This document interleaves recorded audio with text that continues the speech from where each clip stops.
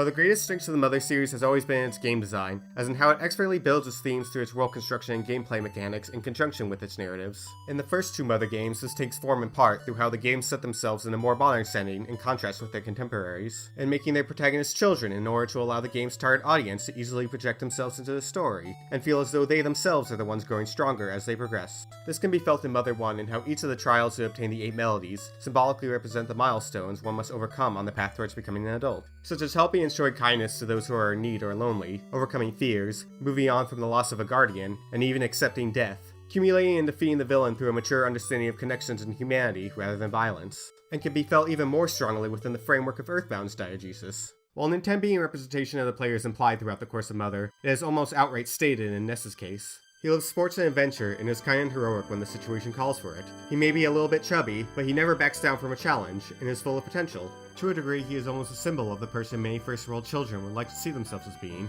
Each of your party members is supposed to represent someone you know in real life, helping the player more easily place themselves in the world, and their stories are structured in such a way that each of them gets their own time in the sun using their unique skill sets. In a world of easily corrupted adults and the strange and scary unknown, you and your friends remain steadfast and strong and always find ways to keep moving forward no matter the trials you may face, whether that be through your ingenuity or your absolute faith in one another. Earthbound has a lot of relatable themes of coming of age, inner strength, and self-actualization. When Ness realizes his true strength in Magicant, it feels great, because he is supposed to be you, and you realize you have untapped potential like that in yourself. You sacrifice yourself for the greater good when you leave your body behind to fight Gaius, an act many would see as being of true and utter nobility, and are rewarded for it in the end. This is a large part of what made the game so memorable to the children who played it when it first came out, and the many adults who played it later in life, as well as so influential to outsider indie RPGs to this day. And this is what makes Mother 3's departure from these concepts all the more compelling. At the beginning of Mother 3, we are shown an almost idyllic picture of the main character Lucas's life and family, but is all taken away from him in an instant. In Earthbound, your mother and father were always just a phone call away, and even when Onnit has been taken over by Gaius' minions, your home is still a safe haven from your troubles. But Lucas isn't given even these simple boons.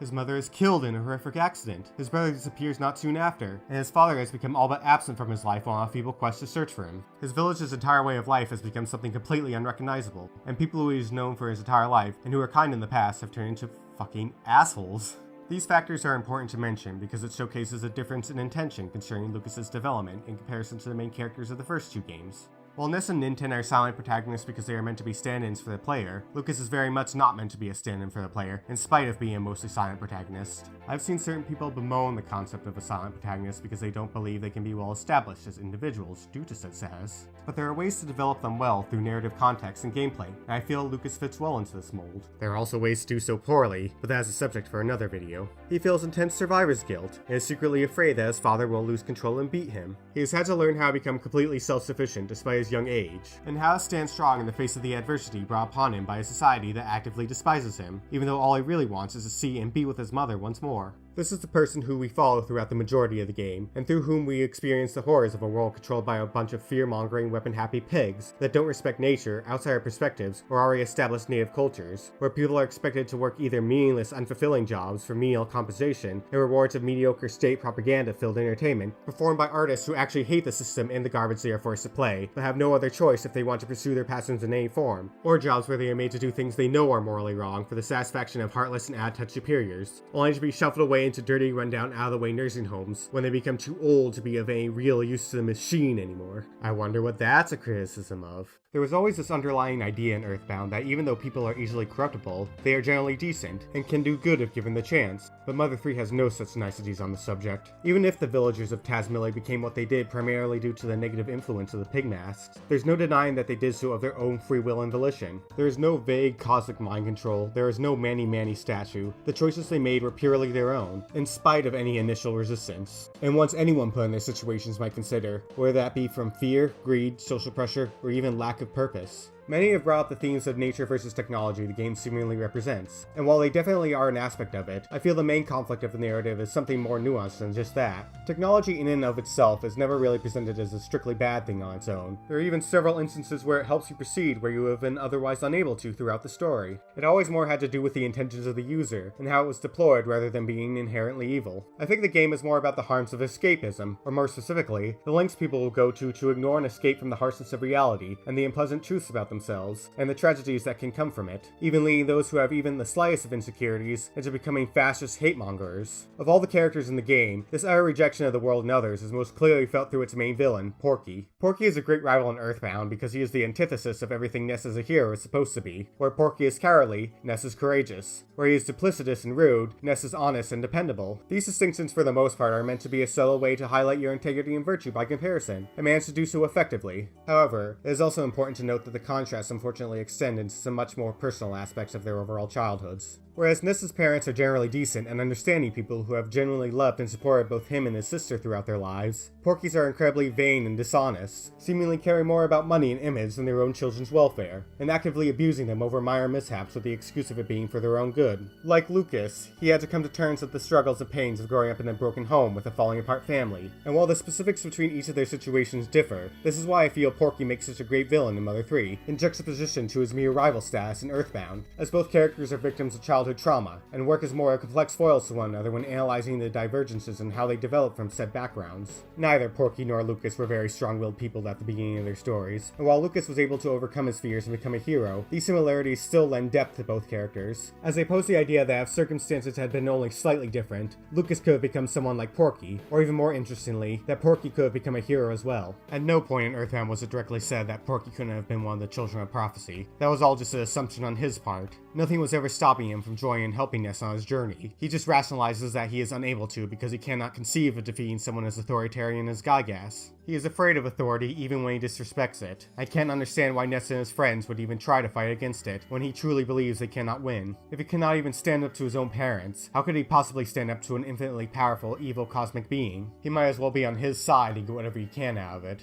The localization of Earthbound is utterly fantastic, and I consider it to be up there in quality with that of the original Animal Crossings and those of the Ace Attorney series, but there is one small line of Porky's dialogue in the game which I feel was miscontextualized in its transition from Mother 2, that in its original form such a lot of insight into who exactly he is as a person, as important to consider when trying to understand his actions throughout Mother 3. After you free both Porky and Happy Happy Village from the Manny Manny statue's mind control in Earthbound, he comes up to you and says this: "What a horrible nightmare. I somehow woke up. Ness, let's be friends again. Please answer me. I promise to be good. Okay?" Ha! I lied. See you, sucker. Meanwhile, in the far more accurate Maternal Bound translation of the game, he says this instead: "That was really something, Ness. It looks like I somehow woke up too. Let's be friends again. Come on, reply to me, will ya? I promise to be a good guy." I guess that's a no, huh? Bleh! See you, sucker.